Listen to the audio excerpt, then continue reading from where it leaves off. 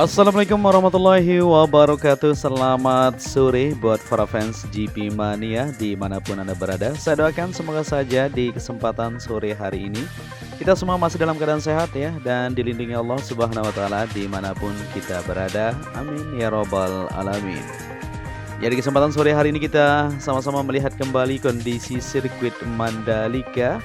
Pada kesempatan sore menjelang malam ini ya, kita bersama-sama untuk melihat dari kondisi terkini sehabis balapan sejak 18 Maret 2022. Sirkuit Mandalika yang berada di Lombok, Nusa Tenggara Barat ini menjadi magnet bagi para pencinta olahraga otomotif tanah air ya. Puncaknya tentu saja pada Minggu 20 Maret 2022 saat ajang balapan MotoGP dilanjutkan ya, resmi digelar di sirkuit Mandalika sepanjang 4,31 km ini. Luar biasa sekali. Jadi aksi balapan para pembalap yang sempat kita lihat bersama-sama di sini sangat menakjubkan ya, sangat dramatis tentunya karena di pagi hari sangat panas, di sore hari turun hujan.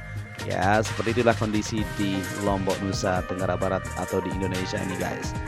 Ya, jadi di sini kita sudah berada di Bukit 360 untuk melihat dari kondisi saat ini untuk observasi yang berada di atas Bukit 360 ini. Pengerjaannya, perawatan terus dilakukan teman-teman ya. Tidak hanya dibiarkan seperti itu, tapi terus dilakukan pengecekan lebih lanjut untuk bagian-bagian yang ada di sini supaya semuanya terlihat lebih bagus dan lebih siap. Ya, seperti yang kita lihat untuk para tamu juga terus berdatangan di sini untuk melihat dari kondisi sirkuit saat ini. Ya, ini merupakan 3 bangunan yang bagus sekali tempat kita mengecek situasi secara keseluruhan untuk sirkuit Mandalika tentunya. Ya, seperti yang kita ketahui kemarin di sirkuit Mandalika ya, pembalap KTM Miguel Oliveira berhasil keluar sebagai juara MotoGP Mandalika 2022. Pria asal Portugal itu mengungguli pembalap Yamaha sekaligus juara bertahan Fabio Quartararo ya, yang harus puas berada di posisi kedua, sementara posisi ketiga ditempati pembalap Pramac Ducati Johan Zarco seperti itu. Ya, persaingan ketat juga berlangsung di kelas lainnya yakni Moto2 dan Moto3. Bahkan kelas Moto3 pembalap Indonesia Mario Suryo Aji teman-teman ya, sukses mengukir sejarah dengan start dari baris terdepan. Ya, sayang Mario gagal naik podium karena finish di urutan ke-14. Meski demikian, seri MotoGP Mandalika 2022 berhasil menghadirkan poin perdana bagi para kelahiran Magetan tersebut ya, luar biasa. Ya, jadi Dorna selaku pemegang lisensi balap motor GP ya telah menandatangani kontrak selama 10 tahun. Ya, jadi kontrak di sirkuit Mandalika teman-teman ya selama 10 tahun dengan Mandalika Grand Prix Association atau MGPA. Artinya Indonesia kembali berpeluang untuk menjadi tuan rumah bagi balap motor kelas premium itu hingga 9 tahun ke depan. Selain ajang MotoGP, sirkuit Mandalika juga sudah dijadwalkan menggelar sejumlah kejuaraan lainnya pada tahun ini. Selain balap motor roda 2 ya, sirkuit Mandalika juga bakal menggelar balap mobil teman-teman. Ya, jadi apa saja itu? Jadi untuk event selanjutnya kita sudah bagikan di video kita sebelumnya ya. Setidaknya sudah ada 2 kejuaraan yang dicantumkan di sirkuit Mandalika pada kalender resminya, salah satunya yaitu GT World Challenge Asia yang akan berlangsung pada Oktober mendatang. Ya, balap mobil ini akan berjalan sebanyak 6 seri yang akan dimulai di sirkuit Sepang, Malaysia pada 20-22 Mei. Event GT World Challenge Asia sendiri sudah vakum selama 2 tahun akibat pandemi. Ya, sebulan kemudian sirkuit Mandalika kembali akan menggelar kejuaraan balap motor World Superbike atau WSBK. Kejuaraan yang sama sebelumnya sudah berlangsung di Mandalika pada tahun 2021 kemarin ya. Ya, jadi untuk persiapan ada 2 yang sudah dicantumkan untuk lanjutan nanti di Oktober dan November. Kita doakan semoga untuk fasilitasnya lebih baik untuk sirkuit Mandalika kebanggaan kita. Ya, di sini kita akan bersama-sama untuk menelusuri full lintasan, baik di bagian logistik semuanya sudah dibawa ke bandara dan langsung OTW ke Argentina ya. Saat ini bisa kita lihat aktivitas yang ada di sore hari ini. Di bagian track land tentunya tidak ada pengerjaan saat ini ya. Mudah-mudahan saja minggu depan aktivitas untuk tim road grip juga sudah mulai terlihat. Maupun untuk pengerjaan di bagian-bagian yang perlu dibenahi seperti di zona tengah tadi kita sempat lihat tadi. Mudah-mudahan saja semuanya nanti akan tertata lebih bagus di Oktober maupun November ya. Kita harap seperti itu. Ya, di sini kita berada di tikungan ke-14 menuju ke-15 seperti yang kita perhatikan untuk standar grandstand yang berada di bagian sisi luar maupun di bagian dalam sirkuit Mandalika. Kemungkinan separuhnya nanti akan dilakukan atau di-upgrade tentunya ya. Jadi untuk kursi-kursi yang berada di area standar grandstand ini tentunya akan disimpan ya atau dibuka nantinya supaya tidak terkena matahari, hujan dan sebagainya. Nanti ketika ada event seperti yang kita bilang kemarin akan diletakkan kembali atau dipasang kembali seperti itu.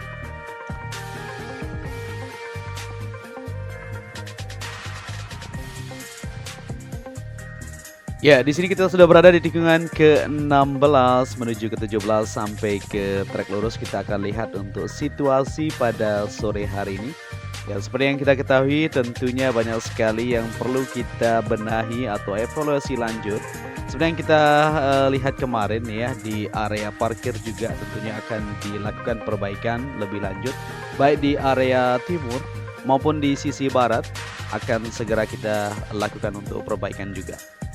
Dan di kesempatan sore hari ini kita akan lihat juga di belakang pedok ya, di mana aktivitas para pekerja juga saat ini sudah mulai melakukan yaitu pembongkaran untuk tenda-tenda ya, utamanya di bagian belakang pedok maupun di beberapa bagian di bagian zona tengah dan keseluruhan yang ada disimpan atau dibawa ke tempat yang sudah disediakan. Nantinya ketika ada event tentunya akan dipasang kembali seperti itu. Nah, di sini kita berada di tikungan 17 menuju ke trek lurus. Kita akan perhatikan di bagian race control maupun podium. Nah, terlihat di depan sana sudah tidak ada untuk logistik para pembalap yang kemarin sore kita lihat ramai sekali di sana ya, lagi dipersiapkan untuk atau di packing akan dibawa menuju ke Termas de Rio Hondo.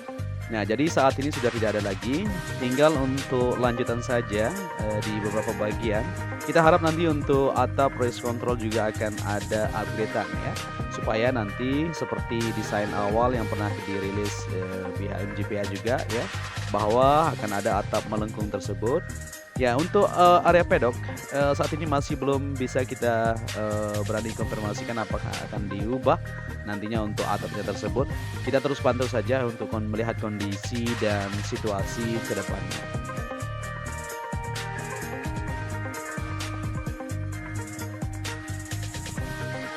Ya, terkait masalah aspal sirkuit Mandalika ya, banyak sekali yang berkomentar tentunya suhunya sangat panas sekali ketika pagi sampai siang ya, tidak diguyur hujan. Karena seperti yang kita ketahui memang sirkuit Mandalika berada di tepi pantai, jadi suhunya langsung terasa seperti itu ya. Seperti yang kita ketahui untuk balapan Moto2 Mandalika berkurang dari 25 menjadi 16 lap seperti itu. Sedangkan MotoGP Mandalika yang akan dilakukan 27 lap menjadi 20 lap seperti itu ya, untuk keamanan dari para pembalap. Ya, untuk itu mungkin nanti akan ada evaluasi lanjutan ya, masalah suhu dan sebagainya. Penanaman pohon akan dilakukan juga, kita harap seperti itu ya. Ini harapan kita ya, semoga nanti penghijauan lebih banyak supaya area sirkuit ini semakin sejuk nantinya, karena ini sirkuit yang berada di tepi pantai teman-teman. Memang keindahannya luar biasa sekali, tapi memang suhu yang sangat panas seperti yang sempat kita saksikan di balapan kualifikasi untuk MotoGP. Ya, mungkin teman-teman ketahui untuk salah satu rider itu motornya terbakar seperti itu ya. Jadi memang suhunya cukup panas yang diperkirakan. Ya, di sini kita berada di bagian belakang pedok. Ya, ini kita akan lihat juga. Nah, ini untuk tenda-tenda yang berada di belakang kemarin sudah dibersihkan ya, maupun di bagian depan ini sudah mulai dibuka ini. Untuk panel-panel modular yang ada di sini kita belum tahu, belum dapat informasi apakah akan dibongkar atau dibiarkan seperti itu. atau dirawat saja, kita akan sama-sama terus pantau untuk melihat dari kondisi sirkuit Mandalika seterusnya. Kita akan terus membagikan video terbaru tentang progres apa saja, baik pengerjaan saat ini masih terus berlangsung ya. Di jalur provinsi juga sudah mulai dikerjakan untuk sambungan dari depan SPBU menuju ke Bundaran Triputri di sepanjang 2 atau 3 km yang belum disambung ya, untuk pengaspal lebih lanjut dari SPBU depan sirkuit menuju ke kawasan sisi barat tersebut. Ya, di sini kita berada di jalur PLN atau gardu PLN. Seperti yang kita perhatikan, semuanya sudah siap ya untuk menyuplai dari keamanan. Untuk kelistrikan tentunya tidak boleh kedip ketika ajang balapan berlangsung, karena ini event bergengsi ya, standar internasional. Jadi untuk itu segala sesuatu dipersiapkan di sini.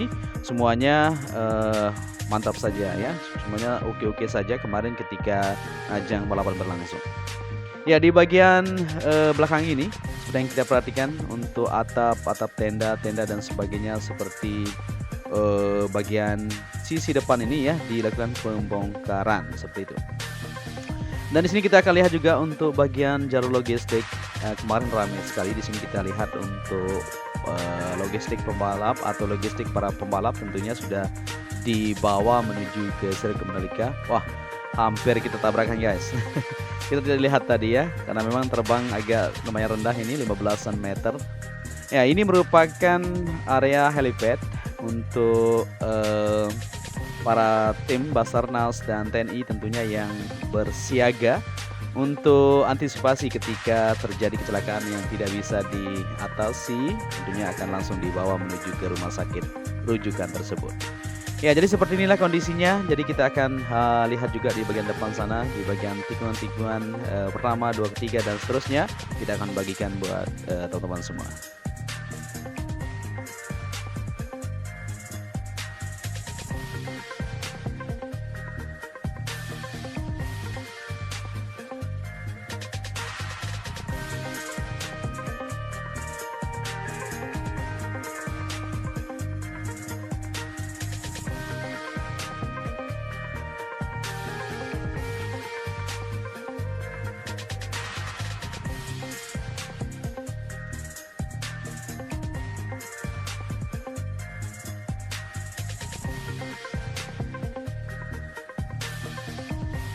Oke, di sini kita lanjut untuk melihat kondisi di sore hari ini di sirkuit Mandalika pasca balapan yang sudah kita saksikan bersama-sama. Ya, kita berada di tunnel pertama dan di bagian belakang VIP Village ini akan dilanjutkan pengerjaan nanti. Ya, kita harap bisa dibeton atau diaspal untuk area parkir sisi barat maupun sisi timur supaya kita nyaman aman ya ketika mau menonton ajang balapan bergengsi seperti MotoGP kemarin. Karena sebentar lagi juga ya di bulan Oktober November kita akan sama-sama menyaksikan GT World Challenge Asia ya, Supercar dan World Superbike. Jadi kita doakan semoga semuanya bisa berjalan lebih baik lagi ke depannya ya. Amin. Seperti itu.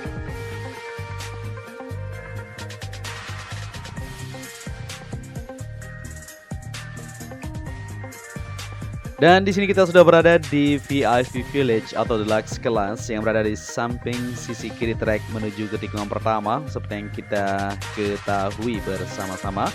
Untuk fasilitasnya di sini cukup memadai ya, sangat bagus sekali. Tentunya kita sudah bagikan juga interior yang ada di bagian dalam untuk VIP Village. Ya, jadi teman-teman kemarin yang sempat menonton berada di sini cukup bagus sekali pemandangannya, dan kita juga sempat menonton di sana ya untuk melihat aksi para pembalap dunia yang berpacu kecepatan di sirkuit Mandalika ini.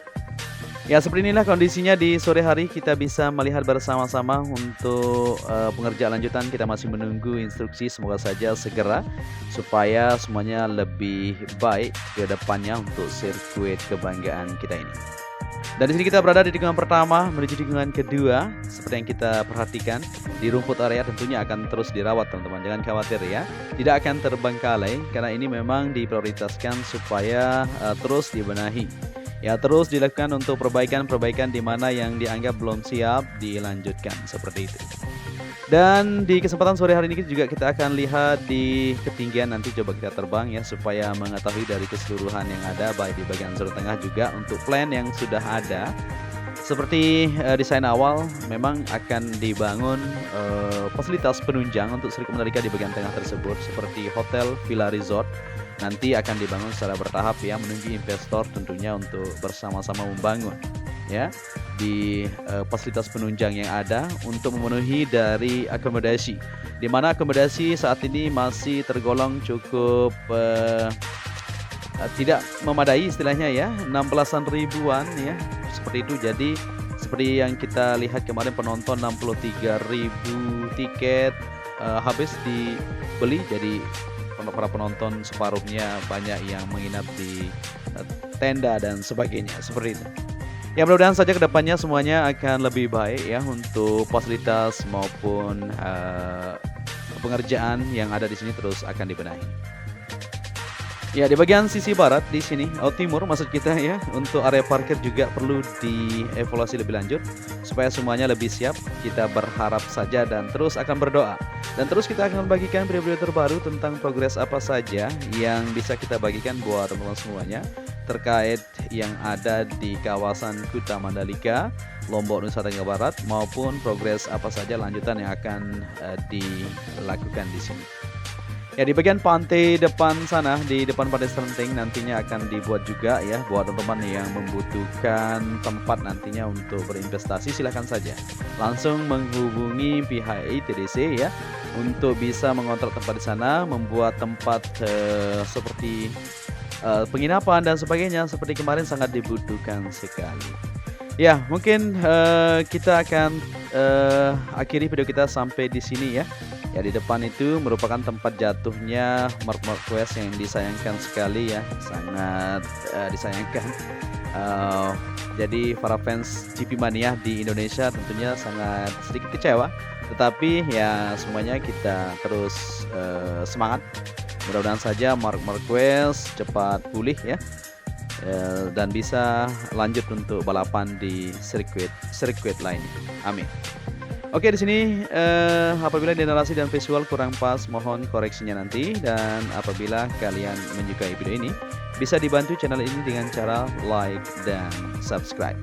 Untuk itu saya Joni Ahmad mengucapkan matur tampiasi ya. Salam anak Lombok tentunya, selalu jaga kesehatan dan terus kita akan update buat kalian semua. Untuk itu saya undur diri. Wassalamualaikum warahmatullahi wabarakatuh.